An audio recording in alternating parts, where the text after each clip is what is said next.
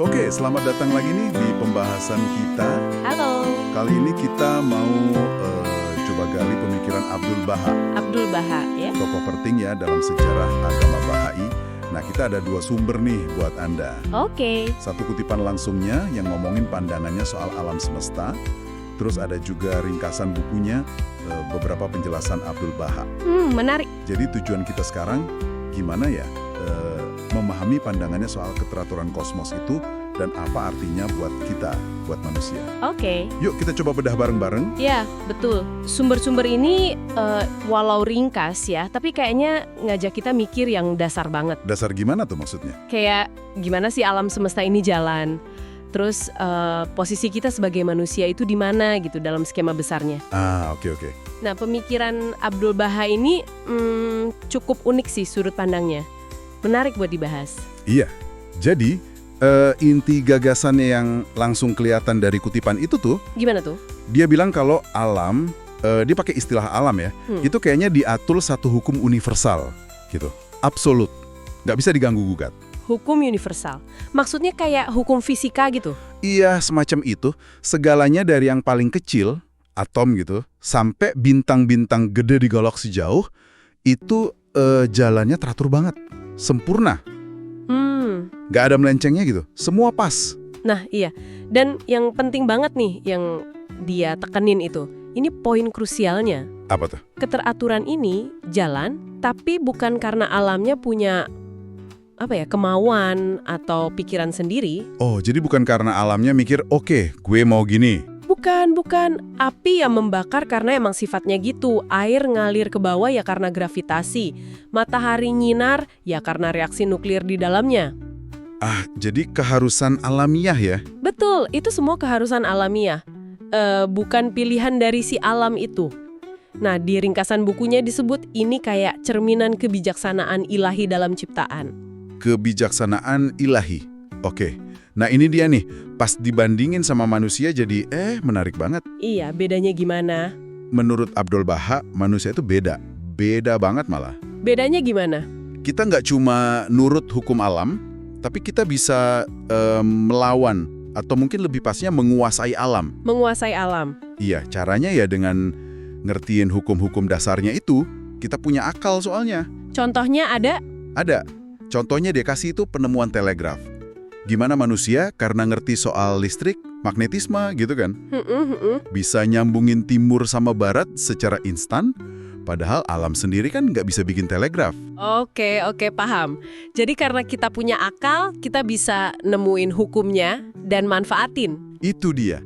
Itu kan bukti ya, kita punya kemampuan yang beda dari alam itu sendiri. Implikasinya jadi dalam ya kalau dipikir-pikir. Dalam gimana maksudnya? Ya gini, kalau alam yang kompleks teratur banget gini ternyata nggak punya pikiran atau kemauan sendiri. Iya. Abdul Baha kayak nanya balik gitu. Masa sih ini semua keteraturan hebat ini muncul kebetulan aja? Pertanyaan retoris ya. Iya. Jadi ya implikasinya pasti ada sesuatu atau seseorang di baliknya. Ada yang ngatur. Sang pengatur. Betul. Ada kekuatan cerdas di baliknya. Dia nyebutnya sang pengatur. Yang maha kuasa, yang ngerancang, dan ngejaga sistem ini tetap jalan. Analoginya juga lumayan ngena sih yang dia pakai. Analogi yang mana? Yang soal pohon itu, kalau cabangnya ibaratnya manusia punya kesadaran, punya kecerdasan. Iya. Masa sih akarnya, sumbernya, entah itu alam atau penciptanya, ya nggak punya juga, malah mungkin lebih hebat lagi. Iya. Argumen dari akibat ke sebab ya ini. Betul. Itu argumen teologis namanya. Lihat ada rancangan, berarti kayaknya ada perancang. Nah itu dia. Dan penting juga kita tahu konteksnya Abdul Baha ini siapa. Biar nggak salah nangkep. Oke, gimana konteksnya? Di ringkasan buku dijelasin, dia itu putra pertamanya Bahaullah. Pendiri agama Bahai itu ya? Iya, betul. Dan setelah Bahaullah wafat, Abdul Baha ini yang ditunjuk jadi penafsir resmi ajaran ayahnya. Oh, jadi dia figur sentral ya? Banget.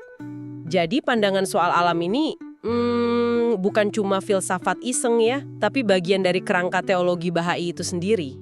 Oh, jadi buku beberapa penjelasan Abdul Baha itu isinya nggak cuma soal filsafat alam gini aja ya? Nggak cuma itu, justru luas banget cakupannya. Oh iya, ada apa lagi? Itu buku isinya kumpulan jawaban dia atas pertanyaan-pertanyaan waktu dia jalan-jalan ke barat, ke Eropa dan Amerika. Jadi kayak tanya jawab gitu. Semacam itu, tapi isinya dalam. Ada penjelasan soal prinsip-prinsip utama Bahai, kayak persatuan umat manusia.